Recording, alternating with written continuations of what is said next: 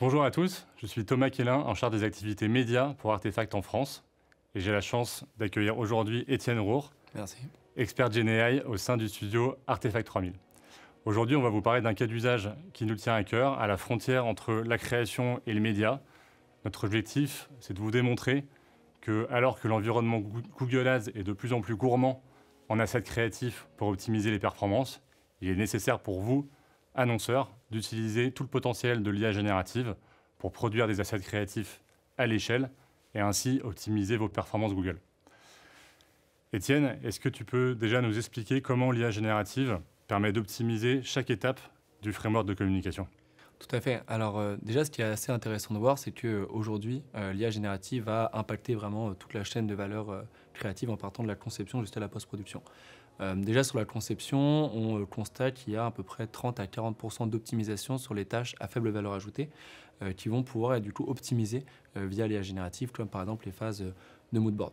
Ensuite, si on regarde sur la phase de production, qui va être la plus impactée par l'IA générative, on voit aujourd'hui qu'en créant des pipelines de production, et c'est ce qu'on fait aujourd'hui chez Artefact 3000, on va pouvoir automatiser et booster certaines tâches de production pour, par exemple, intégrer des produits dans des environnements IA.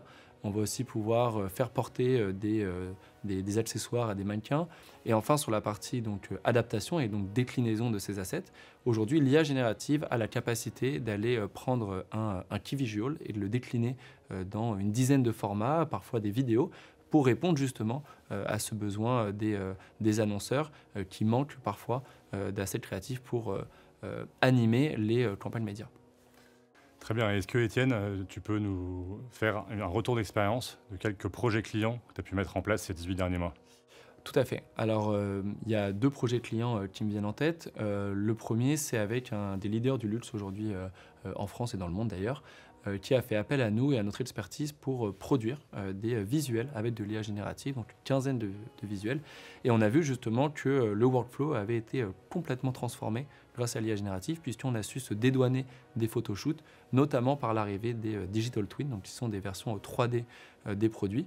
Et on a constaté donc une réduction du coût de cette production d'un facteur 3 à 4, puisqu'on est passé voilà, en moyenne à une production à 200 000 euros et quelques, et on est descendu avec l'IA générative à quelque chose plutôt autour de 60 000 euros, ce qui fait que le coût de production par asset est passé de 14 000 à 4 000 euros, donc ce qui est un gain impressionnant.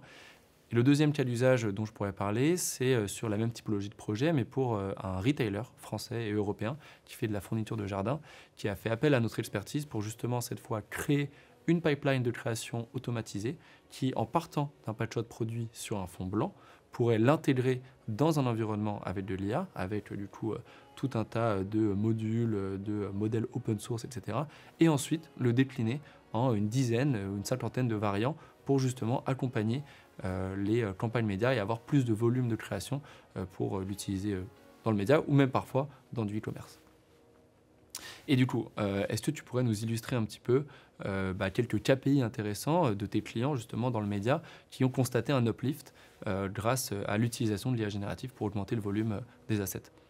Oui, absolument. On a eu l'opportunité chez Artefact de mettre en place un certain nombre d'A/B tests pour démontrer en fait l'incrément de performance apporté par des campagnes qui ont été nourries avec une production d'assets à l'échelle.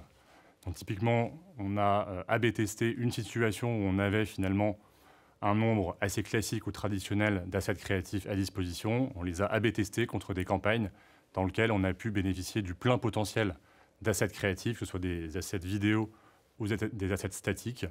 Et on a pu en sortir différents learnings, notamment des KPI de performance, donc à la fois dans l'industrie de l'hôtellerie et également dans l'industrie du cloud, des uplifts en moyenne entre 20 et 25% de ROI supplémentaires pour les clients lorsqu'ils avaient produit des assets créatifs avec l'IA générative. Voilà, c'est vraiment des résultats encourageants. On ne peut que vous encourager à prendre cette direction.